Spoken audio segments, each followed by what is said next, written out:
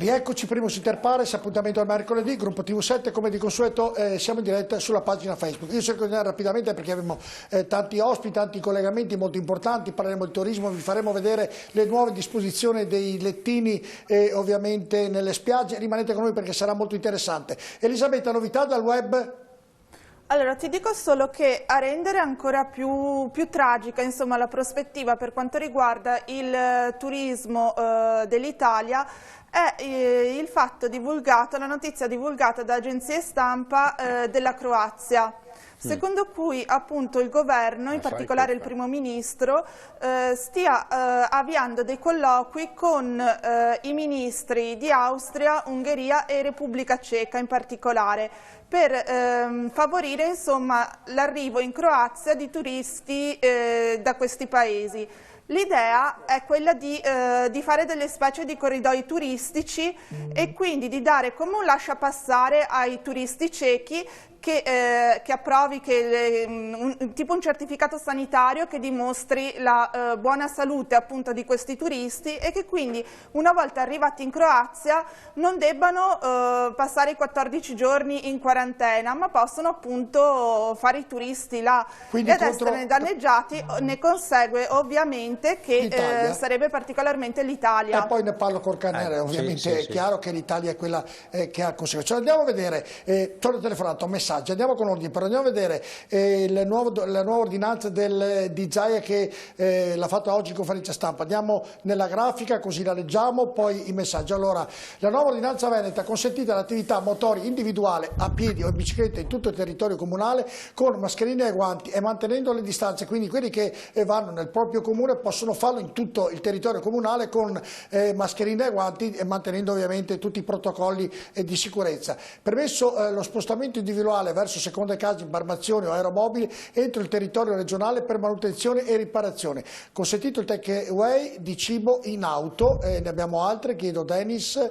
Solo queste, bene, allora avete visto queste sono le tre ordinanze che ha fatto oggi il governatore Zaia e poi ne discuteremo in maniera più ampia. Messaggi rapidamente, poi abbiamo telefonato e poi ritorniamo in studio con i nostri ospiti. Buonasera, per stasera avevo una domanda, il turismo va di pari passo con i trasporti, soprattutto verso le isole veneziane.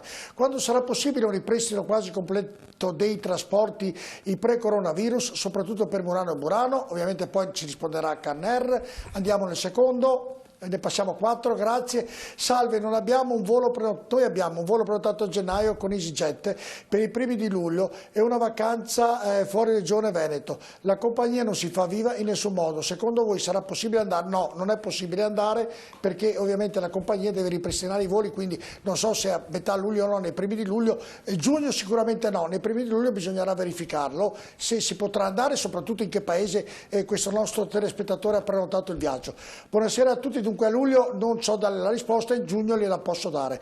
Buonasera a tutti, non è possibile vedere 30-40 persone fuori dai negozi alimentari, il negozio a fianco deve morire, forse qualcosa non ha funzionato bene, però dopo 2 mesi queste attività rischiano il fallimento, è quello che stiamo dicendo. Andiamo all'ultimo messaggio. Dottor Crisanti ha ragione, aprire tutto vuol dire mandare al massacro le persone più deboli, anziani, diabetici, categoria a rischio, ovviamente questo difende il pensiero del professor Crisanti. Telefonata, sentiamo che abbiamo in linea. Pronto, buonasera, con chi parliamo, da dove? Buonasera, sono Michele di Padova, salve. Michele, chiedo gentilmente rapidità, grazie. Sì, allora, la mia domanda è molto secca e precisa per quello che riguarda gli spostamenti e per quello che riguarda soprattutto le forze dell'ordine. Se non viene data una direttiva chiara ed univoca a tutte le forze dell'ordine, a seconda delle situazioni e delle località, succedono cose completamente diverse, a partire dalla polizia locale che vorrebbe multare anche il cane che cammina per la strada. Okay? Quando invece ci sono i carabinieri, ci sono un corpo militare eccezionale che cercano invece di venire incontro alle persone. Ho visto un video di polizia locale che è andato da un gelataio che vendeva per asporto a dirgli che volevano fargli il verbale perché la gente uscita dal negozio si fermava poco lontano. Devono andare dalla gente, non dal titolare del locale che ha appena aperto. Questo è quello che penso io. La direttiva tutti gli spostamenti alle forze dell'ordine deve essere univoca per tutti. D'accordo, in effetti io credo che Luca Zaia oggi ha detto certe disposizioni che ho dato iniziano domani mattina proprio per dare garanzia alle forze dell'ordine di essere preparati quando affrontano ovviamente i cittadini e non impreparati. Oggi sarebbero stati impreparati, invece per le seconde case è in atto dalle 6 di domani, quindi ovviamente le forze dell'ordine, qualsiasi tipo di forze dell'ordine, carabinieri, polizia e polizia urbana ovviamente dovrebbero, io dico dovrebbero essere informati e sicuramente lo saranno. Pori Cristi, uso questa parola, anche loro si sta dando da fare con dei rischi davvero imminenti, anzi ci uniamo alle condoglianze per il poliziotto che è stato ucciso a Napoli per cercare di evitare una rapina a una banca, e questo davvero sono cose gravissime, e quindi le condoglianze va sicuramente al corpo della polizia ma soprattutto anche ai familiari del poliziotto ucciso. Allora ritorniamo da Antonio De Poli e da Patrizio Bertin, che poi li congedo, ringrazio ovviamente, sono stati collegati. E nel ragionamento che ha fatto Caner, siete convinti, siete d'accordo che è così? De Poli e poi... Sì, il ragionamento che ha fatto Caner è un ragionamento corretto e giusto, che praticamente ha sintetizzato anche un po' quello che abbiamo detto prima noi. Qui ci sono dei fattori importanti per far ripartire concretamente il nostro territorio. Far ripartire il nostro territorio vuol dire far aprire in sicurezza, con tutti i dispositivi di protezione individuale, in sicurezza quelli che sono i nostri artigiani, i nostri commercianti, Antonio e anche tutto l'aspetto del turismo. Credo che questi siano aspetti fondamentali. Turismo, il mondo dell'agricoltura, quindi bisogna che su questo, ad esempio sul mondo agricolo, far ripartire il turismo a chilometro zero, quindi noi abbiamo montagne, parchi, terme, mare, i nostri borghi. Bisogna proprio dare la possibilità di rimettere in moto tutto il tessuto socio-economico, e su questo mi collego anche tutto il mondo del volontariato, vorrei dire il mondo ad esempio delle Proloco, che fanno anche il contesto del turismo locale. De Poli, volevo chiederle, in virtù di quello che è successo, perché lei giustamente sta elencando delle cose corrette che debbano essere fatte, ma secondo lei, dall'alta della sua esperienza politica, dopo ovviamente le contestazioni nate nella giornata odierna nei confronti del Presidente del Consiglio, il Presidente del Consiglio prenderà in considerazione questi reclami di tutte le varie associazioni o farà orecchio da mercante, secondo lei? Allora, io se fossi il Presidente del Consiglio avrei fatto una cosa molto diversa. Intanto, benissimo i grandi esperti, però avrei messo chi conosce concretamente il territorio, quindi che sono appunto i nostri industriali, i nostri commercianti, i nostri esercenti, il mondo del turismo. Qui abbiamo degli rappresentanti importanti del mondo agricolo, chi conosce concretamente il problema, perché se uno mi fa il grande progetto ma poi non lo tara nella realtà di tutti i giorni, corriamo il rischio di non andare da nessuna parte. Mi risponde alla domanda, però, senatore, che lui debba tener conto delle richieste che stanno venendo, che sono venute oggi, che devono venire in questi giorni. Le rifaccio la domanda. Se domanda. questo non lo fa, sicuramente vuol dire che non è in grado di gestire uno Stato come quello italiano. A pelle, senatore De Poli, mi risponda sì o no. Secondo lei il Presidente del Consiglio prenderà in considerazione sì o no queste contestazioni da parte di tutta Italia? Io spero di sì, ma non ho la certezza di tutto questo. Ok, ho capito. Dunque, ovviamente è ancora in alto mare che ragionamento, perché se magari se lei aveva qualche speranza in più, ce l'avevamo anche noi. Patrizio Bertin, quindi mi sembra che andremo avanti su questa falsariga, quindi sarà una settimana già a Villafranca Veronese, ci saranno il 1° maggio delle contestazioni a distanze dovute, insomma la gente si sta arrabbiando, c'è poco da fare, e quindi se non viene presa una soluzione che aiuti questi benedetti commercianti o in un lato o nell'altro dare i soldini, credo che davvero la situazione diventi ogni giorno più drammatica. Patrizio Bertin. Lei mi aveva chiesto prima cosa abbiamo intenzione di fare per smuovere un po' questa situazione.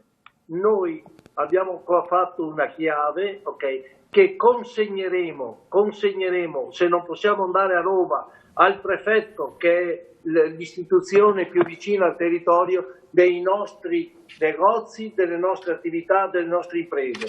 O si decide di fare qualcosa seriamente per aiutare le imprese a ripartire, o altrimenti consegneremo al prefetto, in questo caso, le chiavi e diremo al governo di venire a aprire lui le imprese. Se è capace di fare la ripartenza, noi ci accontentiamo anche dei 600 euro al mese per le nostre famiglie, perché vogliamo far capire che fare impresa non è come far politica, è un'altra cosa. Noi siamo imprenditori e abbiamo bisogno di cose certe, noi non viviamo di politica, viviamo di certezze, e questo se lo devono mettere in testa. Non possiamo più accettare queste condizioni. Lei lo sa, Bertì, che il prefetto di Padova, Franceschelli, ha mandato una lettera a tutti i 102 sindaci del comune di Padova che fa quasi 1 milione di abitanti, e in questa lettera più o meno il succo del ragionamento è questo: state attenti, cari sindaci, perché il tessuto sociale si può innervosire, dunque state molto attenti, avete orecchie ben aperte perché la situazione è molto delicata. Ecco, il prefetto Franceschelli ha mandato in fine settimana... Direttore, conosco bene il prefetto, so che è una persona seria, una persona capace e una persona molto attenta. Io l'ho nominato perché è lo Stato nel territorio, ma assolutamente col massimo rispetto del nostro prefetto. Però voglio che sia capita una cosa: è la situazione che mi sta preoccupando, e mi sta preoccupando seriamente. Lì avete un amico e un nostro associato che è Emanuele Boaretto, che potrà testimoniare qual è la sofferenza che stiamo attraversando noi imprenditori, che non abbiamo più risposte da dare ai nostri colleghi, non sappiamo più cosa dire, e questo diventa pesante anche psicologicamente. Certo. Le famiglie sono in difficoltà, ma le famiglie anche degli imprenditori, oltre che le famiglie dei nostri collaboratori. Certo. Questa è una situazione che non si può andare avanti 70, 80, 90 giorni, come ipotizza il governo, di un'azienda chiusa. Io sfido qualsiasi imprenditore che ha perso i mesi migliori, della stagione, a rimettersi in piedi. Se qualcuno è capace di farlo, venga a darci lezioni, a farci formazione. Grazie Patrizio Bertì, grazie Antonio De Poli, come sempre molto gentili. Grazie a voi. Grazie a voi. Cannera è un... Cioè, io davvero faccio queste trasmissioni, non so più che pesci pigliare, perché io vorrei, io sono dalla parte della gente che ne ha bisogno. Io vorrei anche sentire i nostri amici qua in studio, imprenditori, giustamente, perché sennò parliamo solo noi che facciamo, no, ma adesso facciamo gli amministratori politici, quindi vorrei sentire... Adesso andiamo a parlare con loro, perché parleremo da questo momento in avanti del turismo. Perfetto, di turismo. No, perché mi interessa anche sapere quello che dico. Dico solo una cosa, che anch'io sono preoccupato della tenuta sociale. Perché, vede, ai veneti, è dimostrato, tu gli puoi chiedere sacrifici, ci hanno massacrati per anni con le tasse, con la mancata autonomia. Ci massacrano.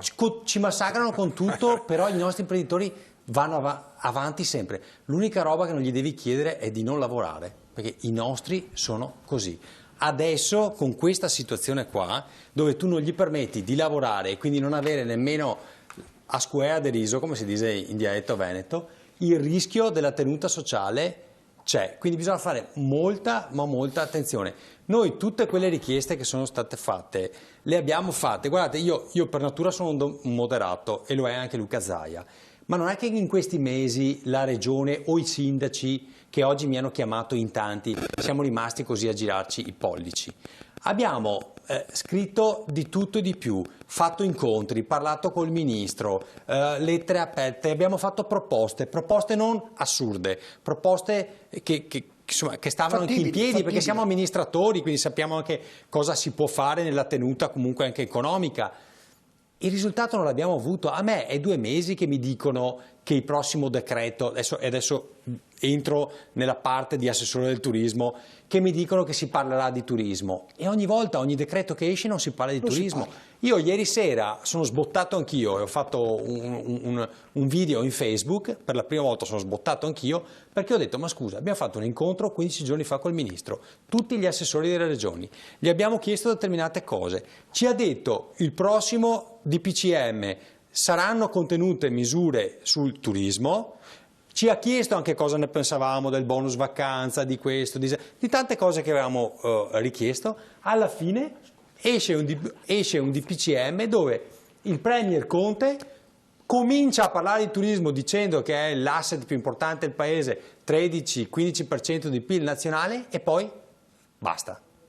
Non una parola. Guardate, bastava dicesse, adesso dico questa roba, ma proprio per portarla ai limiti che mi rendo già conto, bastava anche dicesse, guardate, darci una data. Non è il 1° giugno, è il 18 giugno, è il 1° di luglio.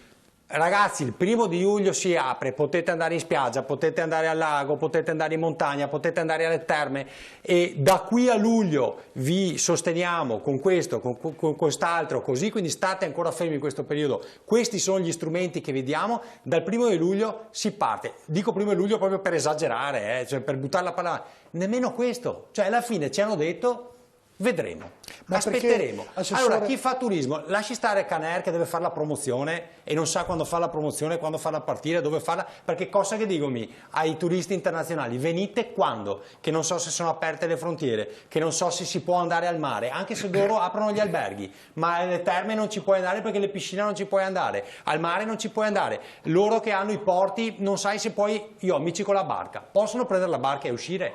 Non si sa. Ma cioè, come facciamo di fronte alla situazione? Assessore Caner, perché non lo fanno? Perché hanno paura? Perché sono, come diceva lei, un po' in confusione? Perché sono impreparati? Sono in mano, perché stanno ascoltando. La verità, guardi, è questa, e non le dico la fonte, ma è certa. Hanno i medici che... Perché anche qua bisogna aprire un capitolo, perché noi non possiamo avere scienziati che dicono una cosa e scienziati che ne dicono un'altra. Sono d'accordo con lei. Esatto, si scelga una linea, no? E si vada avanti per quella, poi dopo succede anche queste cose qua. Allora c'è qualcuno che gli dice attenzione perché l'epidemia c'è, ritornerà, tutta questa cosa qua. Allora stanno qua in attesa di vedere se nel mese di maggio, sa qual è la sensazione che ho io? Che ci mandino avanti di 15 giorni.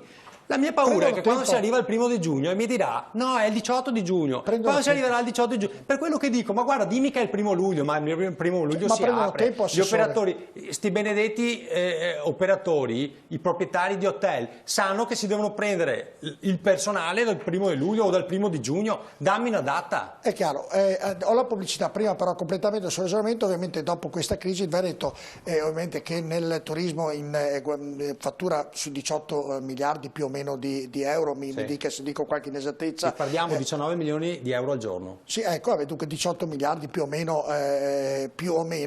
ovviamente il Veneto in tutto quello che sta succedendo perderanno il posto di lavoro 50.000 persone, di cui 35.000 fanno parte del turismo. Tanto per dare un dato, certo. 35.000 persone che fanno parte del turismo perderanno il posto di lavoro. Nel complesso, fino adesso però. Questi sono dati fino ad ora. Se andiamo avanti con questa indecisione, come diceva l'assessore Caner, aumenteranno. Moretto, le do dati certi, dunque non le do dati. No, ma fino adesso sono certi. Adesso, giustamente, sono certi fino adesso. Certo. Io dico fino ad oggi 50.000 posti di lavoro persi, di cui 35.000 riguardano il turismo. Andiamo in pubblicità e poi cerchiamo di capirne il perché e il per come. A tra poco.